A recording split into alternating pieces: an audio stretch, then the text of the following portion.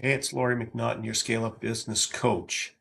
What is the one thing that we as business owners and entrepreneurs want more of more than anything else? Well, besides money, time. You may have heard this before, but time is our most valuable asset as a business owner. And when we use that time incorrectly, it becomes wasted time. So one of the ways that we waste time is by answering the same questions over and over again with sometimes the same team members, sometimes different team members. We can't rely solely on people remembering what they need to do. So how do we go about fixing this first part of this and getting some of our time back? That is, we create something called a frequently asked questions document. Now, some of you have seen these things, if you um, go searching for some information about any software that you have, you'll find out that they have frequently asked questions so that you can type in that and find the answer without actually talking to somebody. There's the key. We want your team to find the answer to their questions without calling you or interrupting you in whatever it is that you happen to be doing. So here's what you can start out by doing. And literally, I'm telling you, this could save you 5, 10, 15, depending on how addicted you are to answering everybody's questions, 20 hours a week, which is massive amount of time when you think about what you could be doing with that time. Like how many of you spend enough time working on your business, or how many of you spending all your time working in your business? Well, some of that working in your business is answering questions over and over again. So just pull out a sheet of paper and or open up a document on your computer and just write down all of the questions that you typically get asked on a regular basis, and then put the answers to those questions in there. Now, you may also want to, over the next week or 2 weeks, every time somebody interrupts you or calls you or whatever and asks you a question, you want to write that question down and then write out the answer or type out whatever it is, whatever works best for you, and create this frequently asked questions document so that it allows those people, before they give you a call, to look up the question and find the answer there before they give you a call. Now, the other thing that dramatically will save you a lot of time is by, asking people to step up and show some leadership. So how do we do that? If somebody comes to you with a question, maybe it's a question that you haven't been asked before, and instead of answering that question, because what happens is that they become addicted to to calling you to get the answers to their questions, and they become afraid. Depending on the relationship they have with you, they could be afraid of doing anything without asking you first. So you just say to them, hey, listen, that's a great question.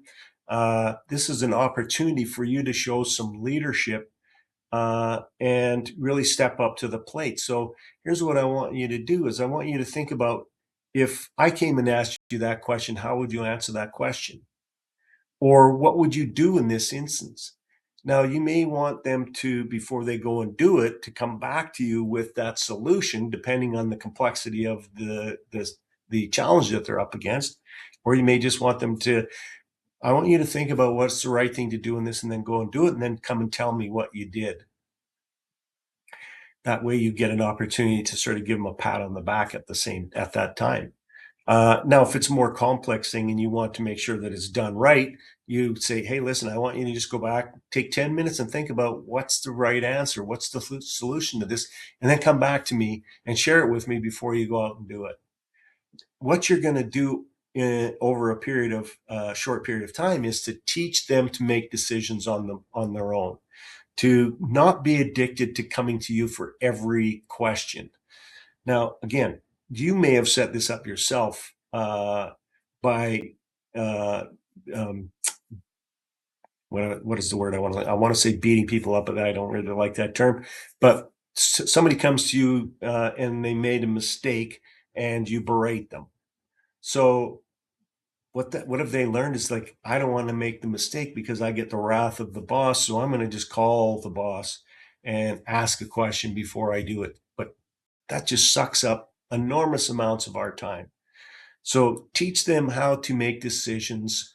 And when they make a decision and make a mistake, coach them on it rather than, getting upset about it. Now, the other thing I want you to think about, and this is to add on to these, getting these hours back, is the 80-20 rule. I've talked about this in previous videos. And that is that the just of the 80-20 rule comes from Pareto principle, which is a study that was done by a guy, I think it was back in the 18th century, talked about, again, interestingly enough, why such a small group of people owned vast majority of the wealth. Anyway, so the just of the 80-20 rule says this, and I kind of joke about this because I think it's funny, and sometimes I want to be funny. But if you go to a picnic, 20% of the people will eat 80% of the food, and 80% of the people will only eat 20% of the food. If you go to a party, 20% of the people will drink 80% of the booze, and it becomes evident who that 20% is. Okay, so Lori, that was okay. Maybe it wasn't that funny. But here's the thing. How does this apply to business? Well, there's several ways that it applies to business. First of all, 20% of your customers account for 80% of your revenue and 80% of your profit. And so that means 80% only account for 20%. So you really need to do a review often of those clients, because if you take that 80%, 20% of those people are costing you an enormous amount of money, meaning you're not profitable dealing with them. So the other part of that is 20% of the activities that you do account for 80% of your results. So that means 80% of the activities that you do only account for 20. So this is a part where you need to really get clear and get tough on yourself. And it comes down to the frequently asked questions as well, because you don't want to be answering questions that somebody else can answer. So think about what that 20% is for you, and think about it from this perspective: start, stop, and keep. So in that 20%, what should I keep doing? What should I start doing? What should be in my 20%?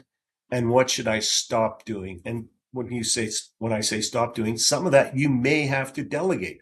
You may have to outsource that so that you can take that time and spend that time working on your business.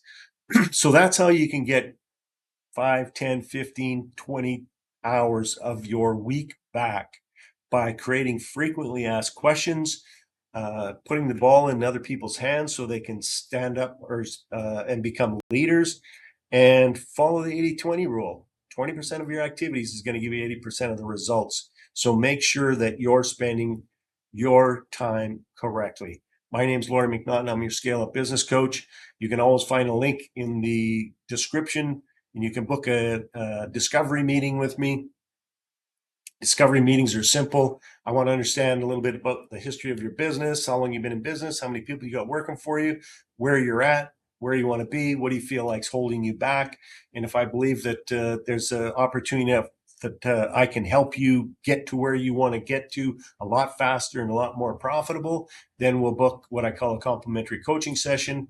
And again, this is just me asking a bunch of questions so I can better understand the challenges that you're facing. Then I'll talk about the solutions, and you can take those solutions and apply them yourself. And or if you go, you know what, I think I can get there a lot faster with Laura beside me. So book yourself a discovery call, do yourself a favor, make 2026 an amazing year for you. And I look forward to the opportunity of being of service someday. Take care. Have a great day.